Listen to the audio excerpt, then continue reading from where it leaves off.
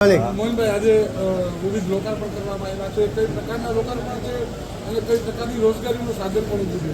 ખાસ કરીને આજે દેશના આદરણીય પ્રધાનમંત્રી નરેન્દ્રભાઈના કમળથી આજે ઘણા પ્રોજેક્ટના લોકાર્પણ અને ભૂમિપૂજન કરવામાં આવ્યું છે. એના ભાગરૂપે આજે રાજકોટની અંદર પણ જે આપણે અત્યારે જોઈ શકીએ છીએ લોકલ પ્રોડક્ટ જે વિશ્વકર્મા ભાઈઓના માધ્યમથી બહેનોના માધ્યમથી જે પ્રોડક્ટ બનાવવામાં આવે છે એને એક પ્લેટફોર્મ મળે, માર્કેટ મળે, એને ધ્યાનમાં રાખીને આજે આપણે જોઈ રહ્યા છીએ રાજકોટના રેલવે સ્ટેશનની અંદર એક બેનને સખી મંડળના બેન છે એના સ્ટોલની ફાળવણી કરવામાં આવી છે.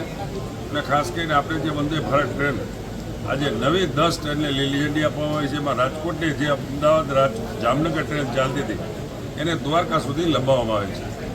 અને ખાસ કરીને દૂરીકરણ હોય કે નવા આધુનિક રેલવે સ્ટેશન હોય, યાર્ડ હોય, આ બધાના લોકાર્પણને ભૂમિપૂજન કરવામાં આવ્યું છે. અને રાજકોટની જો વાત કરું તો ખાસ કરીને 2014 સુધી રાજકોટની અંદર જે ટ્રેનો આવતી હતી ત્યારે 24 ટ્રેન રાજકોટની અંદર 70 વર્ષની અંદર આ સ્ટેશનમાં આવતી હતી.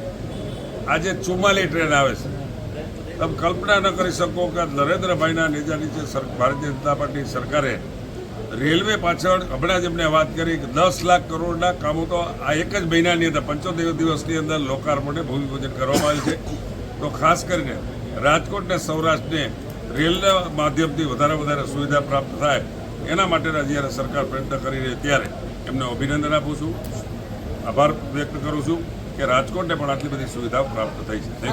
મોહનભાઈ, અત્યારે ડબલ ટ્રેક અને ફોર ટ્રેકની વાત છે, બ્રોડગેજ અને રોડગેજ ની કામગીરી પણ ચાલુ છે. કેટલો સમય લાગશે તેને નાના સેન્ટરો સુધી પહોંચતા?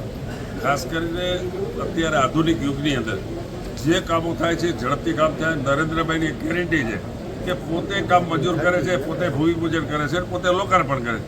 એ જ રીતે આ કામો પણ ગતિથી પૂર્ણ થશે. Thank you.